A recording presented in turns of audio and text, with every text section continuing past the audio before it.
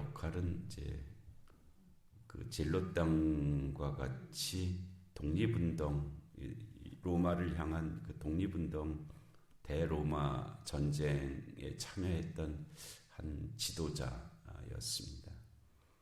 그러다가 베스파니우스 로마, 그 당시에 베스파니우스에게 한 5만 5천, 6만 정도의 그 군대를 네로가 부여하죠. 그래서 저 예루살렘의 폭동을 진압하라.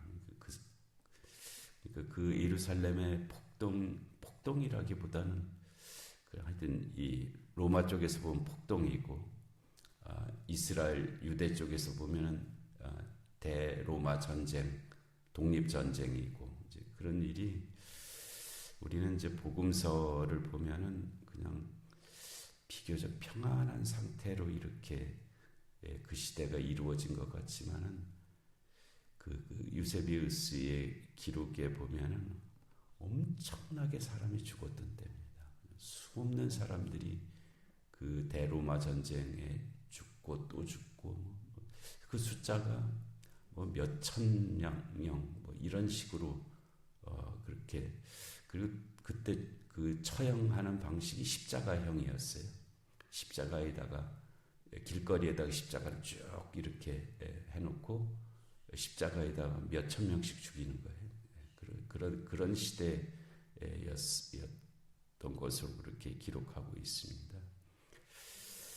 그래서 그런 정말 엄청난 끔찍한 정말 그런 때인데, 이제 복음서의 관점은 그런 관점을 기록하려고 한 것이 아니기 때문에 이제 좀 이렇게 예수님이라고 하는 그 사역의 카메라를 좀 가까이 들이대고 거기에 어떤 부분들만 이렇게 비춰주는 그런 모습으로 기록된 것인데, 카메라를 좀 멀리 잡고 이렇게 보면은 이루 말할 수 없는 그런 그 일들이 일어났던 그런 시대였고요.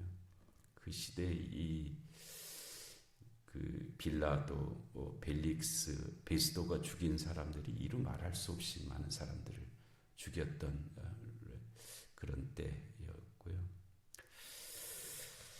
그래서 우리가 보는 것은 극히 일부분만 보는 것입니다. 우리가 보는 것은 모든 것의 아주 일부분만 보는 것이고, 그 일부분을 가지고 생각을 할 수밖에 없으니까 이런 생각 저런 생각들이 나름 있게 마련이고요. 뭐 우리가 그 한계를 벗어날 수는 없습니다. 이 주관적 한계를, 유한한 한계를 벗어나기는 어렵지만, 그래도 이제 생각을 조금 더 할 수는 있거든요. 내가 본 게 다가 아니다. 내가 들은 게 다가 아니다. 내가 생각하는 것이 항상 옳은 게 아니다 하는 것은 기본적으로 가지고 있어야 됩니다. 그렇지 않고 내가 아는 것이 마치 다 아는 것 같이 생각하는 순간에 틀릴 가능성이 엄청 많아지는 게 되는 거죠. 그래서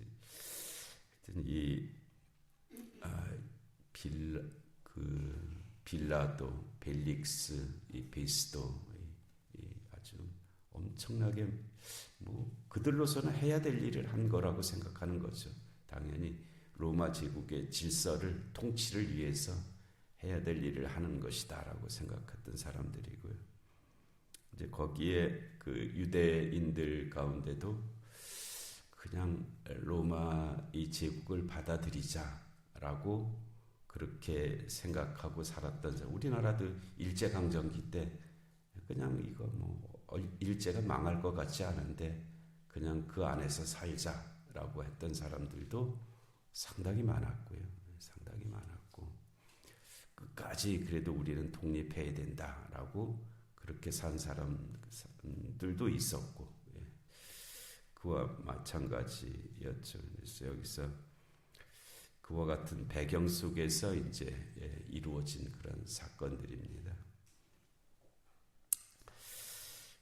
이 벨릭스는 이제 이 바울을 이태 동안 구류해 놨어요. 이태 동안 구류해 놓은 두 가지 이유 때문에 구류를 해놨는데 가이사라에다가 하나는 돈을 받을까 뭐 이렇게 생각했다는 거예요.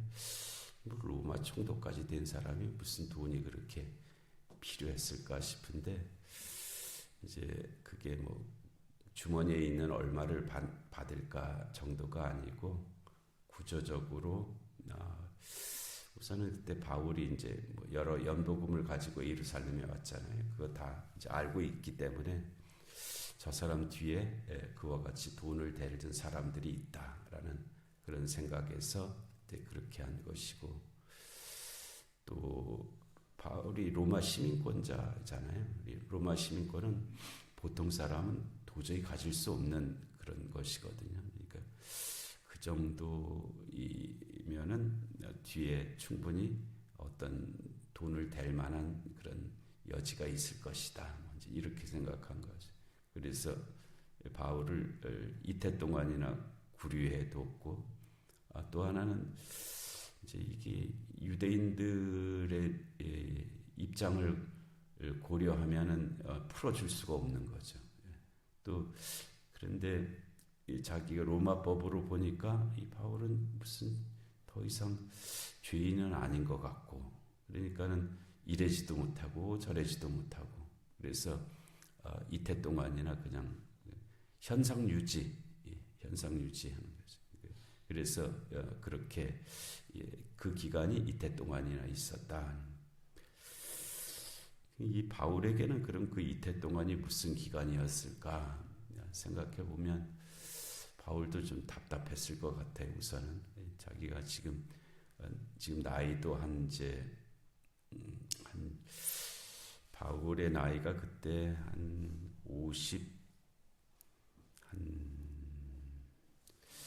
55세 정도, 그 정도 됐어요. 그러니까 표현하기는 좀 그렇지만 예수님보다 한 5살 정도 적은 것 같아요. 바울의 나이가. 저희가 2005년에 그 바울 탄생, 바울의 고향 길리기아 다소를 갔었는데 2005년에 갔었거든요. 그런데 현수막을 붙여놓기를 바울 탄생 2000년 기념해라고 그렇게 현수막을 붙여놨더라고요. 그러니까는 2005년에 갔는데 2000년이다. 그러니까 이제 예수님이 만일 그냥 우리가 생각하는 대로 기원 0년에 태어나신 걸로 그렇게 성탄하신 것으로 그렇게 한다면 예수님 탄생 후 한 5년 후에 바울이 길리기아 다소에서 태어난 것으로 이제 그렇게 여겨지는 것이 있기 때문에 이제 그렇게 볼 수 있죠. 그 바울이 한 55세 정도 되는 그 나이는 우리 지금으로서는 젊은 사람이잖아요. 55세 젊은 사람인데 그 당시에는 아주 나이 많은 사람이거든요. 55세는 아주 나이 많은 사람. 바울이 뭐 순교를 한 67, 8년경에 했을 것으로 그렇게 여겨지는데요. 그때 이제 바울의 그 이태 동안이라고 하는 기간이 이제 여러모로 의미가 부여되는 그런 기간이죠. 그 3차 전도 여정 때까지 지구의 반에 해당하는, 지구가 약 4만 킬로미터 정도 되는데 적도 부분을 중심으로 한 바퀴 돌면 그 정도 됩니다. 계산을 하면. 그런데 바울이 선교를 위해서 이동한 거리가 한 2만 킬로미터 정도 된다 그래요. 엄청나게 먼 거리를 그 기간 동안 1차, 2차, 3차 전도 여정 기간에 그렇게 움직였는데요. 그래서 정말 그 바쁜 여정, 또 곤고한 여정 속에서 2년은 바울에게는 좀 쉼의 기간의 의미는 있을 것 같아요. 바울이 쉬라고 했어도 못 쉬었을 상황인데 강제로 이제 쉼을 당하는 그런 기간의 의미가 우리도 삶에서 뭐 그런 여러 의미들의 시간들이 있잖아요. 그러기도 하고 이제 마지막 달려갈 길을 다 달려가는 데 있어서 자신을 재정립하는 그런 기간이었을 것 같아요. 물론 이 기간이 저 로마에 가서 재판을 기다리면서 3년을 재판을 기다렸잖아요. 그때도 셋집에 유하면서 3년을 있었는데 그때는 이제 이 로마에 있는 사람들이 찾아오는 사람들이 많았고 또 그들에게 복음을 전하는 그런 기간으로 그렇게 3년이 쓰였고 그래서 바울이 그의 사도로서의 사역을 시작하는 단계에서 다메섹에서 부활하신 예수님을 만나고 그리고 다메섹에서 얼마 정도 아주 짧은 기간 사역을 하다가 이제 결국은 내쫓김을 당해서 아라비아로 가서 3년 있었다 그랬잖아요. 3년. 그때도 바울의 사역을 시작하면서 준비하는 단계의 의미가 있었고요. 3년이라는 기간이. 그리고 가이사라에서 2년은 이제 그 3차 전도 여정을 마치고 이제 그 이후에 순교의 자리에 이르기까지 그 기간을 준비하는 그런 기간이 부여된 그런 기간으로 보이죠. 하나님께로부터 휴가받은 그런 느낌도 있어요. 읽다 보면 바울이 한 이태 동안 휴가받은 것 같다 그런 생각이 들기도 하고요. 그래서 그렇게 이태 동안 가이사랴에 구류되어 있다가 이제 베스도가 총독으로 왔죠. 벨릭스의 뒤를 이어서 베스도가 총독으로 왔고 베스도가 오고 나서 3일 후에 가이사라가 항구입니다. 그러니까 로마에서 가이사라 항구로 해서 로마 총독의 관저는 이 가이사라에 있어요. 거기에 있다가 이제 예루살렘으로 올라갔죠. 예루살렘으로 올라가서 그 대지상과 뭐 유대인들을 만났더니 유대인들이 이 베스도에게 바울을 예루살렘으로 데려와 달라. 이제 이렇게 요청하지. 이때 이제 그 베스도가 부임한 때이기 때문에 유대인들이 생각에는 자기들의 요청을 저가 거절하지 못하리라. 뭐 이런 생각이었는데 또 베스도도 만만한 사람은 아니죠. 이게 벨릭스가 이태 동안이나 구류시켜 놓은 사람인데 어떻게 내가 경솔하게 할 일이 아니다라고 해서 결국 유대인들의 그 요청을 거절을 하고 그를 재판할 생각이면은 가이사라에 와서 재판을 하라라고 그렇게 함으로써 그것을 이제 넘어갔죠. 만일에 바울을 예루살렘에다가 주었으면 또 어떤 일이 일어날지 알지 못하고 또 저가 로마 시민권자인데 그렇게 한 일에 대한 책임도 있고 그래서 그렇게 하지 아니하고 이 가이사라에 와서 재판할 생각이면 재판을 해라라고 유대인들에게 말을 했고요. 그리고 나서 이제 베스도가 그래도 바울에게 당신이 저 예루살렘에 가서 재판을 받으려느냐 하니까 이제 바울이 그거는 가면 안 되는 곳인 것을 알잖아요.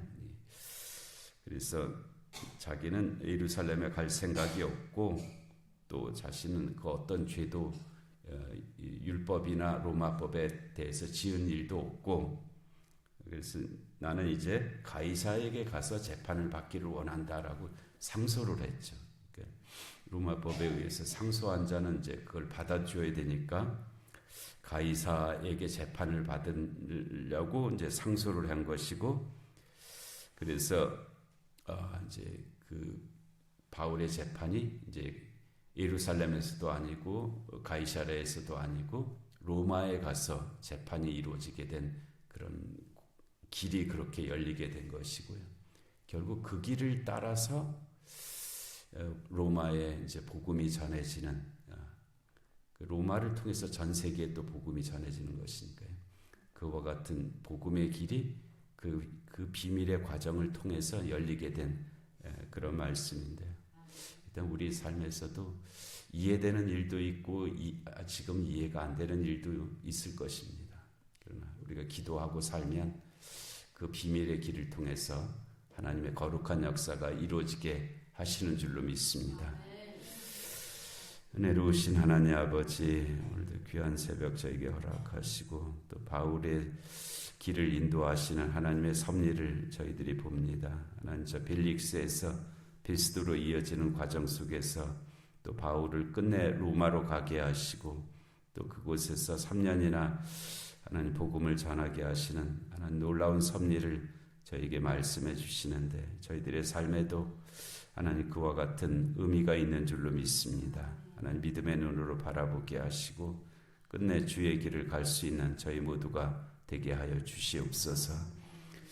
영육간의 공고한 하늘들을 긍휼히 여겨 주옵시고 이 나라 이 민족 가운데 주님의 공의와 정의가 임하게 하여 주옵시고 전쟁과 기근과 질병과 재난의 땅들 가운데 주의 긍휼하심이 함께하여 주시옵소서.